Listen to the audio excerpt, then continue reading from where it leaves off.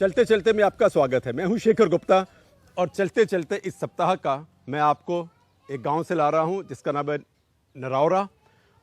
और ये कहना उचित होगा कि भारत जो मेनलैंड भारत है उसके सबसे दूर दराज इलाकों में से एक है। ये पश्चिमी त्रिपुरा में गांव है, इसके चारों तरफ बांग्लादेश का बॉर्डर है और इसके एक हीरो मेरे आज के मेहमान हैं चंद्रशेखर घोष। यहीं पैदा हुए, बहुत गरीब परिवार में, और आज जो इतने सालों के बाद भारत सरकार ने बड़ा सोच समझ के 2 नए बैंकों को लाइसेंस दिया है प्राइवेट बैंक में। उनमें से एक आपका है बंधन बैंक, एक तो IDFC है और एक बंधन बैंक है। तो बहुत बहुत बधाई हो आपको। Thank you. और क्या सफ़र है यहाँ? तो पहले से भी बहुत, अब तो पहले से बहुत बेहतर हो गया है, लेकिन जब आप यहाँ स्कूल वगैरह में गए तो बहुत गरीबी थी। गरीबी था और आप यहाँ नहीं रह पाए बहुत दिन पढ़ने के लिए। ले हम तो इधर था तो पढ़ने के लिए, बट हायर एजुकेशन हम यहाँ से निकलता बांग्लादेश किया, बांग्लादेश का है, ढाका यूनिवर्सिटी के पढ़ा था पढ़ने के लिए। तो मेरा एक पॉवर्टी का कॉज है। मेरा पिता को बहुत अच्छा नहीं था, इनकम नहीं था। 4 बेटा है, 2 बेटी है, 6 बच्चा था। 4 बच्चा था। आपके पिताजी का छोटा शॉप था मिठाई का। मिठाई का शॉप था। हाँ, लेकिन बहुत कमी था घर में, कमी पैसे था। तो इसीलिए हम काका के साथ चला गया, अपना चाचा के साथ। तो उसका साथ ढाका में तो उसका साथ मेरा मास्टर्स कंप्लीट करने के बाद I lost my father. Masters किस चीज़ में किया आपने? स्टैटिस्टिक्स में किया। अच्छा, स्टैटिस्टिक्स में किया है। फिर तो आपको काउंट करना सब आता ही है, सब कैलकुलेशन करना कि 10 का 100 कैसे, 100 का 1000, 1000 का लाख, लाख का करोड़, करोड़ का अब तो अरब हो रहा है आपका। अरब से भी $1 बिलियन हो रहा है। $1 बिलियन मेरा ऑर्गेनाइजेशन कहाँ नहीं मैं नहीं। नहीं, ऑर्गेनाइजेशन ने उधार दिया हुआ है। Yes. करीब $1.5 बिलियन, 11,000 करोड़ आपने उधार दिया हुआ है। तो फिर आपने MA किया ढाका में। हाँ, फिर ढाका से when I lost my father, हम एक NGO में काम मौका मिला तो उससे ज्वाइन कर लिया बांग्लादेश में। जैसे नेम है the BRAC the biggest NGO in there. उसका क्या बनता है? BRAC, Bangladesh rural advancement committee. अच्छा।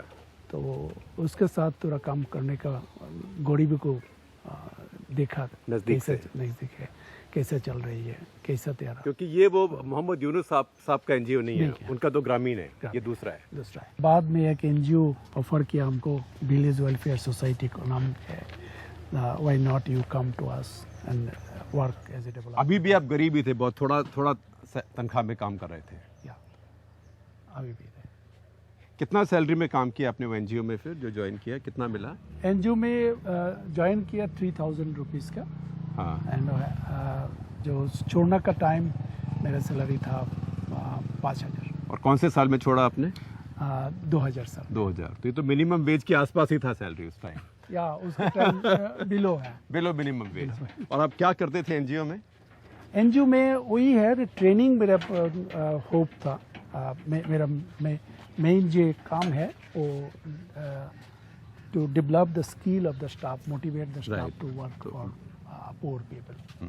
और अपनी मोटिवेशन उस बहाने आपकी बढ़ती गई खुद की। या मोटिवेशन क्या है मिलता है, वो गांव में जाते हैं ना, गांव में देखता है जो पुअर पीपल कैसे रहता है, how they are building their business and कैसा पैसा मिलता है, रिलेटिव का पैसा मिलता है। तो रिलेटिव का नहीं मिलेगा तो कौन से है नियरेस्ट रिलेटिव, एज इन ससुरबाड़ी, ससुर का in-laws. So poor people have been tortured with their wife again go to the father house and take the money and return back. हाँ, फिर वो पीटते अपनी पत्नी को, जाओ अपने बाप से पैसे लेके आओ। So बाप क्या करता है, उसका शांति चाहते हो, बेटी को शांति चाहते हैं, तो इसीलिए मनी लेंडर को फंस जाते हैं। उसे कहता है उधार देके, उधर से धन लेके इधर देता है। तो ये चल रही है साइकिल में, विशेष साइकिल है। तो how it can be come out. So if I not given these opportunities to entrepreneur, become as entrepreneur, so they will not come out permanently. और ये एंटरप्रेन्योर आपने कैसे देखा, आपको कैसे लगा कि ये जैसे आपने माइक्रो फाइनेंस का काम अपने आप शुरू किया, हाँ. किस चीज़ से आपको लगा कि माइक्रो फाइनेंस से गरीब का भला हो सकता है? नो, क्या देखा है, वो एक माइक्रो फाइनेंस जो गरीब लोग है वो 500 रुपीज़ धार लेता है, इसका 5 रुपीज़ देता है. कौन ये लोग हैं? ये जो बाजार है ना, मार्केट में वो उसका वेजिटेबल सेल करते हैं, फिश सेल करते हैं, और छोटा दुकान है तो 500 रुपीज़ लेता है, 5 रुपीज़ देता है मॉर्निंग में, इवनिंग में 500 रुपीज़ रिटर्न लेता है. तो ये तो 1% हाफ ए डे, तो 700% हो जाएगा इंटरेस्ट. हाँ, मतलब अगर देखिए कि 500 रुपया वो सुबह लेता है, लेते हुए ये वो पहले 5 रुपया उसका ब्याज दे देता है, शाम को 500 वापस कर देता है. तो उसको तो लगा मैंने 500 रुपये पर आज 100 रुपया कमाया, मैंने 5 दे दिया. लेकिन अब जैसे आप कैलकुलेट कर रहे हैं, क्योंकि आप स्टैटिस्टिक्स जानते हैं, सांख्यिकी कहते हैं हिंदी में स्टैटिस्टिक्स को, तो आपके हिसाब से वो आधे दिन में 1% ले लिया, पूरे दिन में 2% ले लिया, तो सारे साल में 700% के ऊपर ले लिया. तो क्योंकि पैसा तो वो घुमा रहे हैं. तो इसीलिए मेरा दिमाग में आया, how I can help them. हाँ. हम बैंक में जाएंगे तो थोड़ा मनी लेता है, आता है, तो उसको देते हैं तो कम मिल जाएगा, 50% में कम मिल जाएगा, और 25% हो जाता है तो अच्छा होगा. 75% they have the net income आ जाएगा, तो पॉवर्टी कम हो जाएगा. तो इसीलिए हम सोचता है उसका time, and I have been started this program. तो आपने पहले शुरू किया कितने पैसे से ये काम करना? 2 लाख रुपया है मेरा पास, उसके साथ हम शुरू किया. आपने नौकरी छोड़ा अपना? हम नौकरी छोड़ दिया. उसका टाइम मेरा 5000 मेरा सैलरी था, तो हम तो घर में आया, बीवी के साथ शेयर किया. बीवी तो शुरू किया, क्राइम होना चाहिए. Whole night she cried about it, why I have been left the job.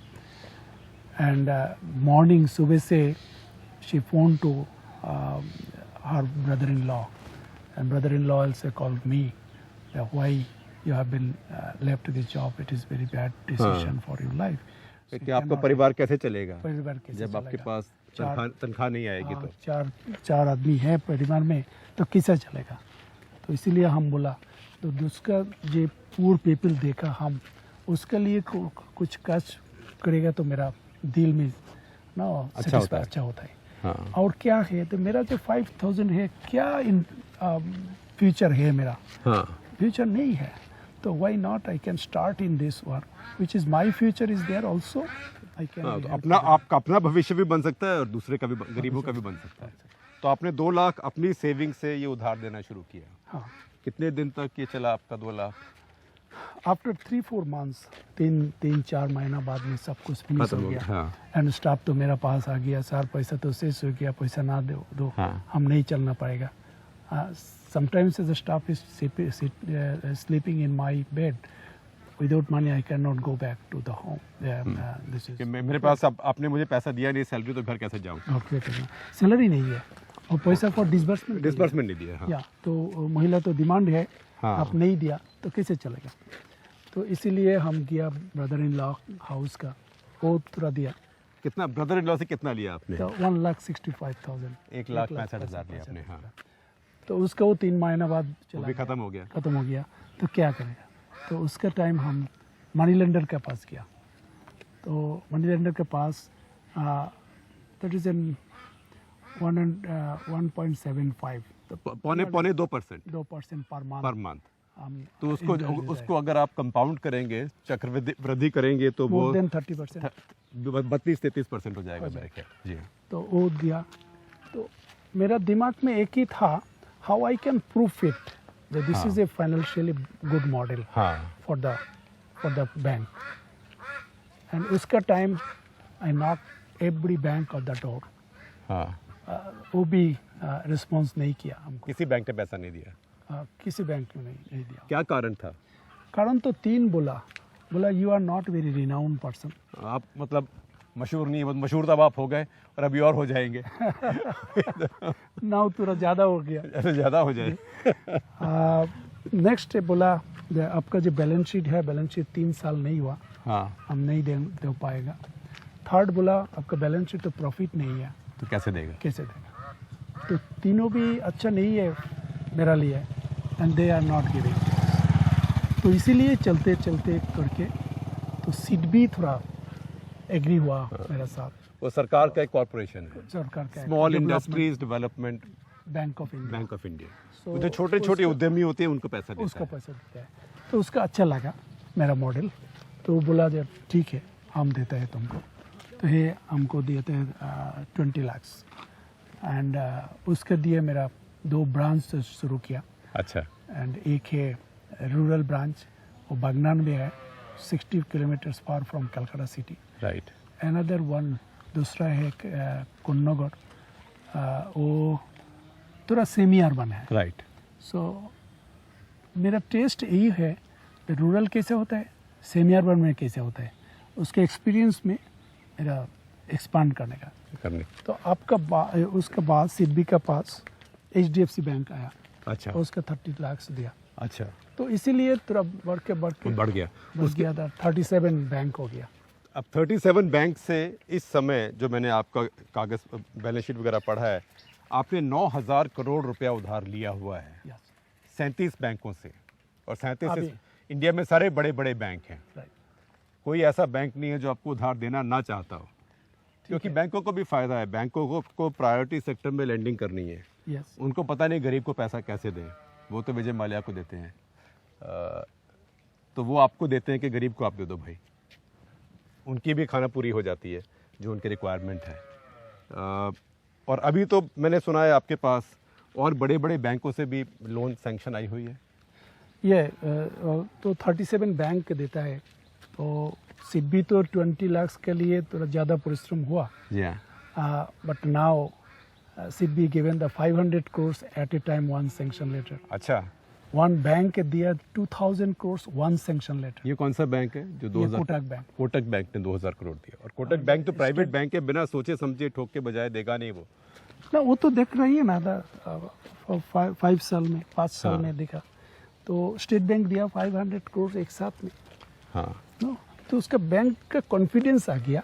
जी, ये 2 चीज़ है, एक है देयर प्राइवेट सेक्टर लैंडिंग, ये है, और है कि they will not the channel और their network to reach this level of the people. And क्योंकि आप सब ग्रास रूट में पहुंचते हैं, पहुंचता है, जड़ों तक पहुंचते हैं। बिल्कुल। तो आपका जो जिसको बड़ा भयंकर एक चीज़ बोलते हैं NPA, नॉन परफॉर्मिंग एसेट, वो नॉन परफॉर्मिंग एसेट्स हमारे सिर्फ मंत्री और MP नहीं है। नॉन परफॉर्मिंग एसेट्स हमारे बड़े बड़े उद्योगपति हैं जो 10,000, 20,000, 25,000 करोड़ लेके बैठ गए हैं और पैसा बैंकों में वापस नहीं आ रहा है। आपके कितने NPA हैं? मेरा NPA 7 बेसिस पॉइंट है। 7 बेसिस पॉइंट का मतलब है 0.07। 100 बेसिस पॉइंट का मतलब है 1%। 1%। तो 7 बेसिस पॉइंट मतलब 0.07। 0.07%, 0.07%। यानी कि आपके 1,000 में से हाँ, सिर्फ 7 आदमी हैं हाँ, जिन्होंने पैसा वापस नहीं किया है। नहीं, 7 से भी कम है। 10,000 में से 7 आदमी हैं। अगर आपने 10,000 रुपया उधार दिया है, हाँ। तो सिर्फ 7 रुपया वापस नहीं आया है, ठीक है। तो वो तो ना के बराबर है।